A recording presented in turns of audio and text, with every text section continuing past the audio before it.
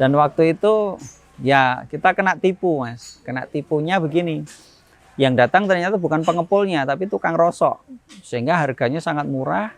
Dan waktu itu hanya diberi harga 500.000. Ya, 500.000 itu kemudian saya umumkan lagi di pengajian buka puasa. Bapak Ibu yang punya persoalan putranya belum bayar SPP, angkat tangan. Dan ada 8 orang, masing-masing 60.000 kita bayari langsung. Loh, ini uangnya dari mana Pak? Lah, itu uang dari hasil saya jual sampah panjenengan kemarin. Dari selama buka puasa dan pengumpulan dari warga. Lah, dari situlah ternyata orang kemudian, oh itu toh maksudnya sedekah sampah. Lah akhirnya memahami tanpa harus pakai dalil yang muluk-muluk, pakai penjelasan yang muluk-muluk, orang mudah menerima. Oh kalau gitu besok saya bersih-bersih rumah Pak. Ternyata bisa untuk membantu orang lain.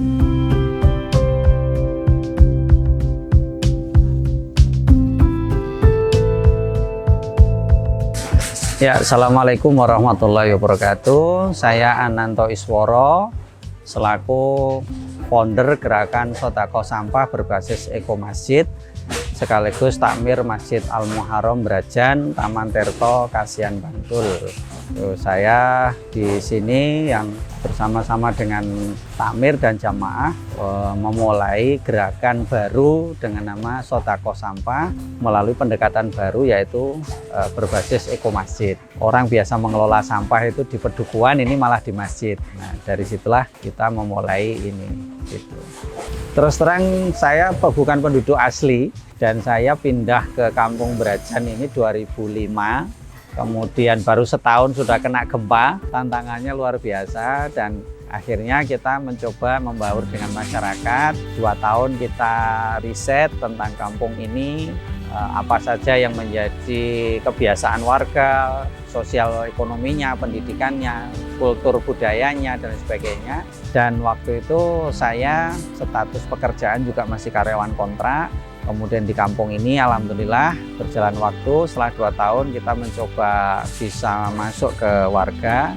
Di 2010 kemudian saya diberi amanah menjadi ketua takmir Masjid Al Muharram ini di saat masjid ini belum jadi, artinya habis dibongkar dan masih posisi kerangka masjid, sehingga kita berupaya untuk menyelesaikan proyek pembangunan masjid, rehab masjid ini pasca gempa itu.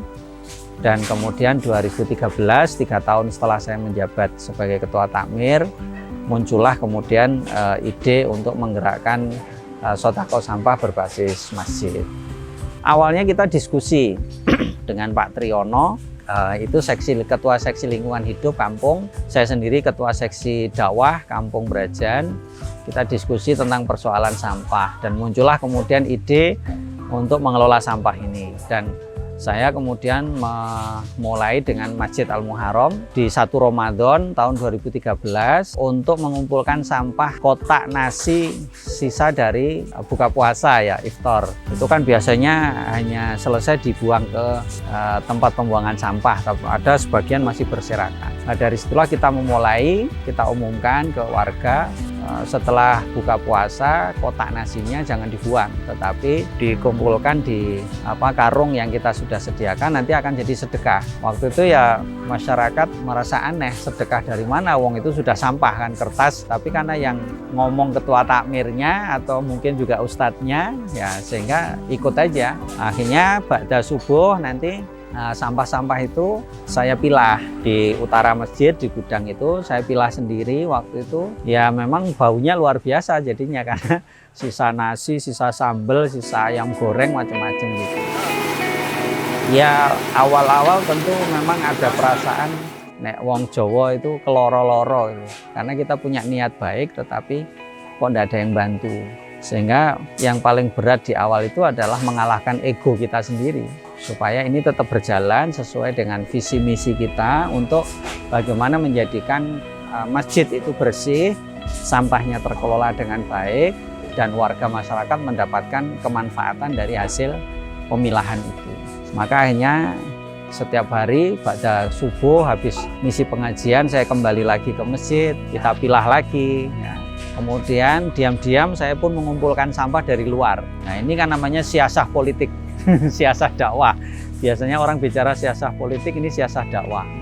Jadi politik dakwah itu kalau kita hanya mengajak, biasanya masyarakat susah untuk mengikuti. Tapi kalau kita beri contoh, langsung konkret ada, dan itu dimulai dari diri kita sendiri yang memberi contoh, keteladanan, maka insya Allah akan diikuti dengan mudah. Itu pemahaman saya. Maka saat itu saya mencoba cari sampah dari berbagai tempat. Saya kumpulkan di satu tempat, dan ketika hari Ahad kita umumkan di masjid. Warga yang punya sampah, plastik, botol, dan sebagainya silahkan bawa ke masjid.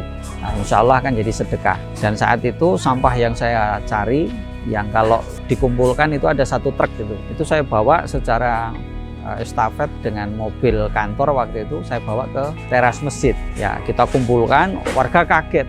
Loh, kok sudah banyak Pak ternyata? Ya Alhamdulillah. Saya bilang, nah, ini namanya siasat dakwah.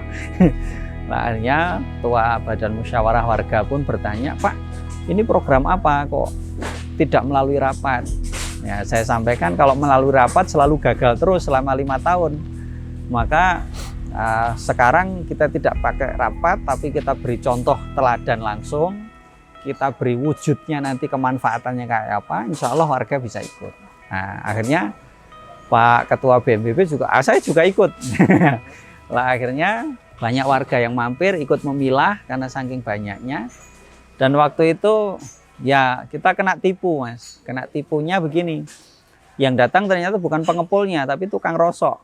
Sehingga harganya sangat murah. Dan waktu itu hanya diberi harga 500.000. Ya, 500.000 itu kemudian saya umumkan lagi di pengajian buka puasa. Bapak Ibu yang punya persoalan putranya belum bayar SPP, angkat tangan. Dan ada 8 orang, masing-masing 60.000 kita bayari langsung. Loh, ini uangnya dari mana Pak? Lah itu uang dari hasil saya jual sampah panjenengan kemarin. Dari selama buka puasa dan pengumpulan dari warga. Lah dari situlah ternyata orang kemudian, oh itu toh maksudnya sedekah sampah. Nah akhirnya memahami tanpa harus pakai dalil yang muluk-muluk, pakai penjelasan yang muluk-muluk, orang mudah menerima. Oh kalau gitu besok saya bersih-bersih rumah Pak. Ternyata bisa untuk membantu orang lain. Ya, jadi salah satu kelanjutan dari program ini adalah ada 3 program utama. 1 untuk santunan pendidikan anak-anak yatim piatu dan duafa. 2 santunan sembako untuk janda fakir miskin atau duda yang sudah sepuh, sudah nggak bekerja, nggak punya penghasilan tetap. Jadi standarnya harus janda duda, sudah tua, tidak punya kerja, tidak punya penghasilan tetap. Jadi supaya tidak iri yang lain gitu kan. Nah, ketiga adalah santunan kesehatan, yaitu 500.000 untuk sekali opnam bagi warga yang kurang mampu. Ini sudah muncul ketika BPJS waktu itu mungkin masih sangat awal ya berdiri, sehingga jadi kami sudah punya jaminan kesehatan kepada masyarakat. Nah, selain dari itu, hasil penjualan sampah ini pernah juga kita gunakan untuk membantu warga Panggang Gunung Kidul yang kekeringan, itu dengan membelikan 19 truk air bersih kita kirim ke sana. Itu dari mengumpulkan sampah. Jadi kita mobilisasi masyarakat untuk mengumpulkan sampah yang ada di rumah, untuk nantinya kita belikan air bersih untuk membantu warga Gunung Kidul. Dan alhamdulillah bisa terkirim 19 truk. Jadi sesuatu yang tidak pernah disangka oleh orang sana, juga oleh warga kami. Ternyata dari sampah barang yang dianggap tidak berguna, ternyata bisa menjadi sumber mata air kehidupan bagi orang lain. Di awal-awal dulu kendalanya adalah mensosialisasikan sekaligus mengedukasi warga. Karena kesadaran untuk memilah sampah dari rumah untuk menjadi sedekah itu masih dianggap sesuatu yang kurang menarik. Tetapi seiring waktu dengan semakin seringnya edukasi, semakin seringnya juga kita mengembalikan hasil penjualan sampah itu dengan santunan sembako, kesehatan dan lain-lain, akhirnya warga menjadi punya kesadaran tersendiri. Dan kesadarannya tidak hanya sekedar memilah disedekahkan, tetapi kesadaran untuk mengurangi penggunaan barang sekali pakai sehingga tidak menghasilkan sampah baru. Maka di konsep sedekah sampah itu memang jadi berbeda. Di konsep sedekah sampah yang saya mulai itu ketika bertambah usia, maka penghasilan sampahnya akan menurun grafiknya. Kenapa? Karena kita mengikuti Undang-Undang Nomor 18 tahun 2008 itu, bahwa pengelolaan sampah itu harus sistematis, menyeluruh, terorganisir, meliputi pengurangan dan penanganan. Berarti pengurangan itu menjadi hal yang paling wajib diutamakan nomor 1. Nah, kalau sudah terjadi pengurangan dengan edukasi terus-menerus, maka otomatis sampah ini kan akan menurun volumenya.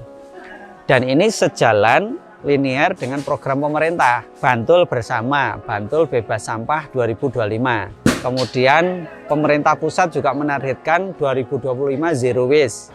Nah, maka ini sejalan dengan program pemerintah bahwa volume sampah harusnya menurun. Tapi di beberapa tempat itu sedekah sampah itu masih berpikir seperti pengelolaan sampah yang lain. Kalau anggotanya tambah banyak, yang setor sampah tambah banyak, volume sampahnya tambah banyak, maka penghasilannya banyak. Uang masuknya banyak. Inilah perbedaannya bank sampah dengan sodako sampah. Nah, jadi kalau di bank sampah, kalau banyak sampahnya, uang yang diterima kan tambah banyak. Kalau di sedekah sampah, kita bersedekah dengan sampah kita, alhamdulillah dapat pahala. Kita sudah mengurangi sampah dan tidak menghasilkan sampah, insya Allah juga kebaikan dan pahala. Nah, bedanya kan di situ. Nah, jadi di sodako sampah kami ini, di awal-awal tahun dulu sehari bisa mengumpulkan dana 2 juta rupiah. Dari 1 kali pengumpulan, berarti 1 bulan 2 kali, berarti sudah 4 juta. Sekarang 1 kali pengumpulan paling rata-rata 500-800 ribu saja. Nah, itu pun kadang-kala akumulasi dari 1 bulan pengumpulan. Berarti kan menurunnya banyak nih volumenya. Dulu memilah sampah dari jam 8 sampai jam 3 sore. Sekarang jam 8, jam 10 udah selesai. Karena jumlah relawannya bertambah dan jumlah sampahnya menurun. Maka kalau orang salah membaca data ini dan salah mempersepsikan, maka kami dianggap tidak berhasil karena menurun. Padahal kalau mengikuti undang-undang dan target pemerintah, berarti kami segaris dan itu sebuah keberhasilan, yaitu penurunan grafik hasil sampahnya.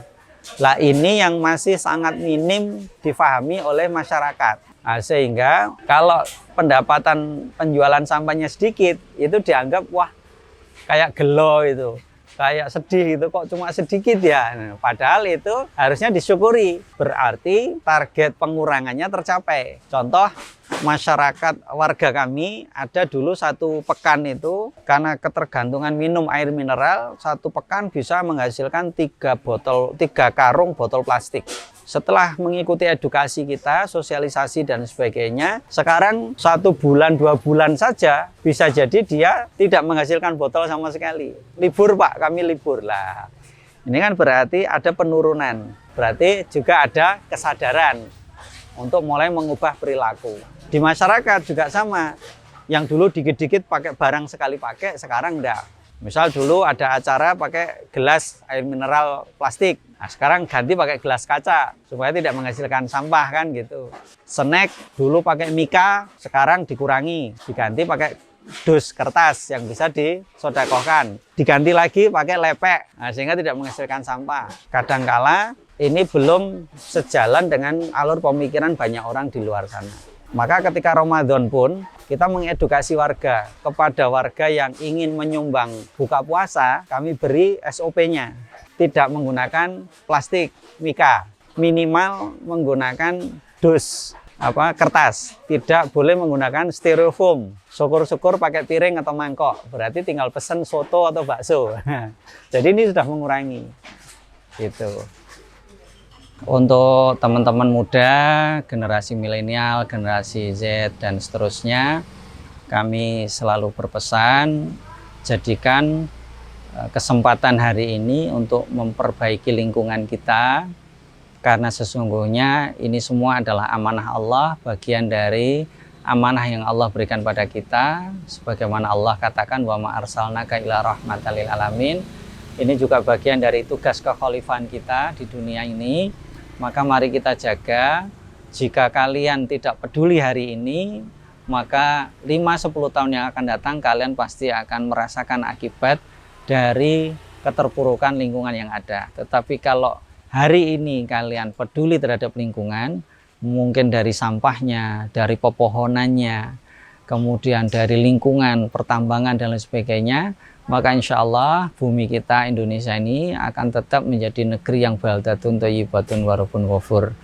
Maka jika kamu ingin mengubah suatu lingkungan, ubah dulu cara pandang kamu terhadap lingkungan itu sendiri. Semoga anak-anak muda semakin banyak yang ingin terjun, mengelola, memperhatikan, memelihara, membina lingkungan di sekitar kita, dan jadilah pejuang-pejuang lingkungan baru, karena menjaga lingkungan adalah bagian dari ibadah kita bersama. Nasrun minallah wa fatun qorib. Wassalamualaikum warahmatullahi wabarakatuh.